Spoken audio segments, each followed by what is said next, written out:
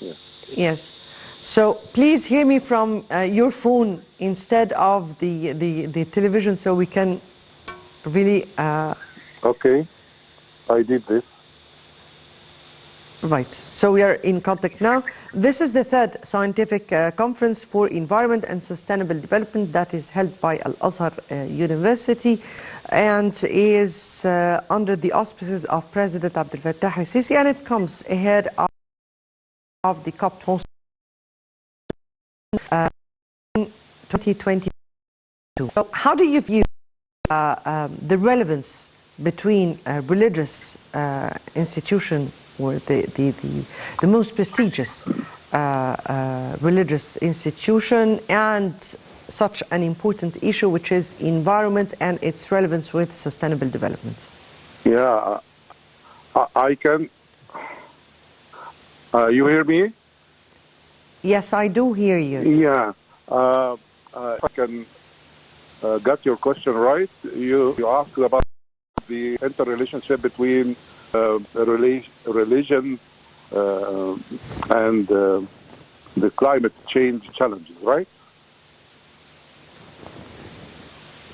If I am to recapitulate what you said, you are asking about the interrelationship between religion and climate change. What is religion, right?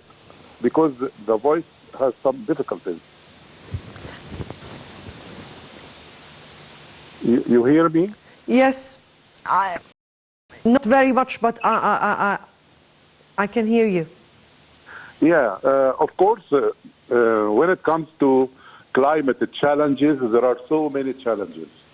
One of it is behavioral challenges. And I think that when it comes to the role of Al-Azhar in this conference is enhancing these behavioral challenges much more than anything else, because there are 10 topics being discussed. Some of them are so scientific.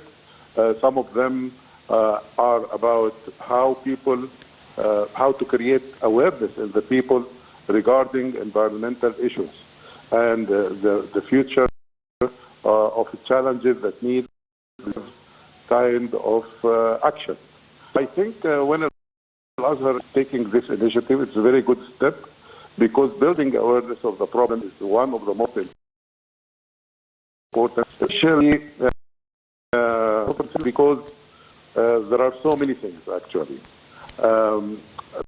When it comes to preparing the message in Egypt, the worldwide regarding this issue, because this is preparation for Egypt taking over the issue in November next year, 20. So I think this is a very good conference actually. If I may ask you here about the topics that will be discussed in this conference, and it ranges among the impact of pollution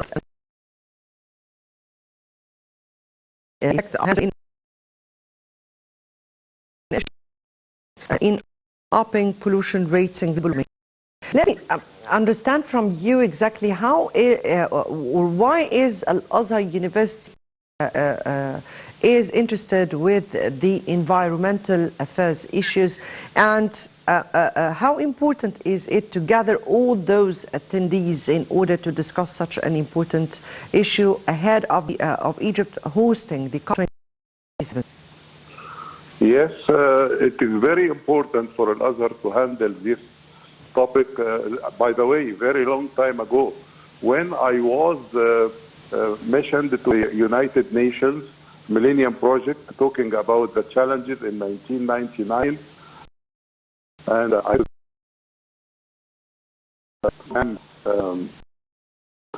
asked him what kind of challenges, challenges that really threatened the whole world. His eminence chose environment. That was Dr. Said Tantawi. So if Dr. Ahmed Taib is it is a long-term agenda. Al-Azhar was keen about it. And I think Al-Azhar has an international role. When it comes to building awareness, Al-Azhar is trying to build the regarding humanity, regarding getting whole world when so I think very keen about that long time ago. This is a interest. But let me tell you something from my own perspective, which is international negotiations. Actually, the whole topics being discussed in the conference are very important, but there is another dimension that needs to be searched and needs to be addressed, which is how hard is the international negotiations in general when you have 197 countries are negotiating together regarding anything. One day they gather for and it took 4 years to achieve something regarding the smoking. So I think it's a long-term process, but the environment and climate are much more harder. It is the hardest kind of negotiation that the whole humanity, collective nations would address. Why it is the hardest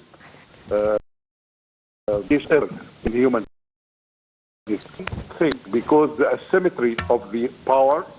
There are rich countries who really cause the problem of climate, and they want the poor countries and the developing countries to have a say while they have the most important role to play. So this asymmetry of power we are suffering from in so many contexts, but I think we have to address it in a very meticulous and very out-of-the-box way when it comes to climate change. Another difficulty, which is very important, is that how could we conduct collective negotiations inside the same country, one country, Egypt as an example, and other countries, you are talking about 197 countries. How could we countries address collective negotiations regarding the national climate and the challenges, and how to get on the negotiating table to come up with fruits? You need more hard factors? Yes. Another hard factor is this. This negotiation needs total radical transformations. Transformations of the ecosystem, transformation of the economy, transformation of the energy type, and this is caused. Why you make kind of whatever to support what it needs materialistically, this negotiation succeed. But again, the problem here lies in the outcome is very long term and a lot of uncertainties when it comes to this. Right. Here we're speaking about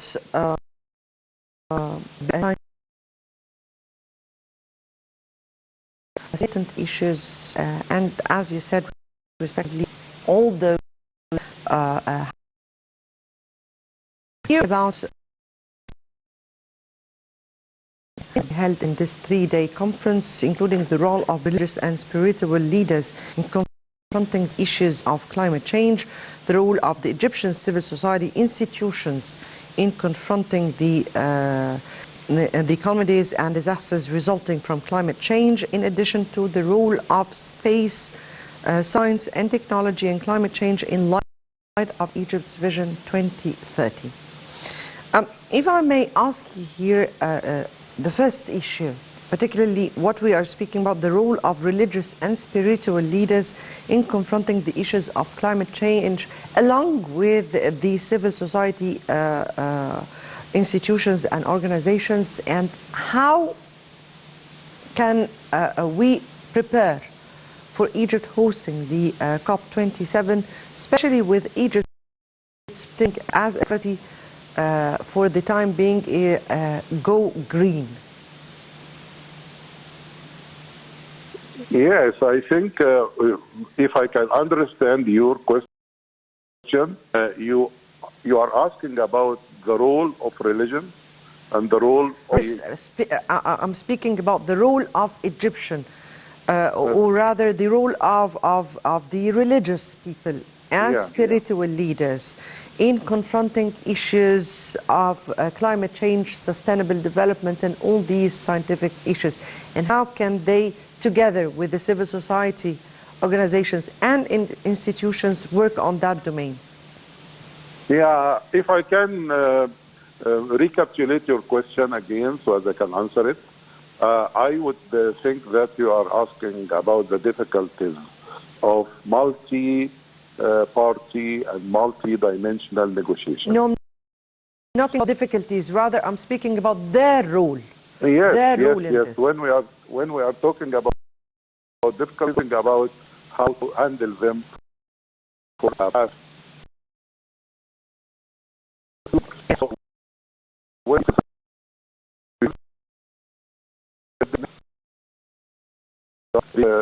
very challenge, the climate change, and I think important and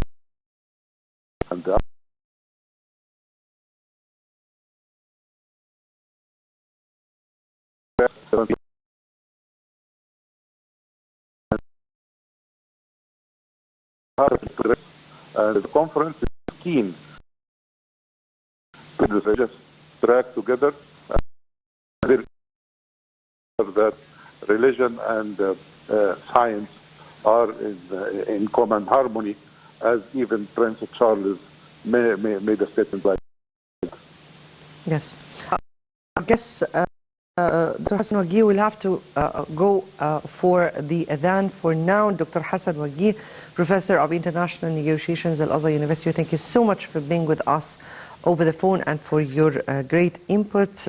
And this conference includes several scientific sessions that include several axes dealing with climate change and its impact on the globe, smart waste management, a sustainable green economy, and how to benefit from space science technology in monitoring climate change. A lot of sessions that will be dealt during the 3-day conference that is held here in Egypt at Al-Azhar University, rather Al-Azhar Institution, under the auspices of President Abdel Fattah el-Sisi. And I guess we will be updating you with the development and the outcome of this conference.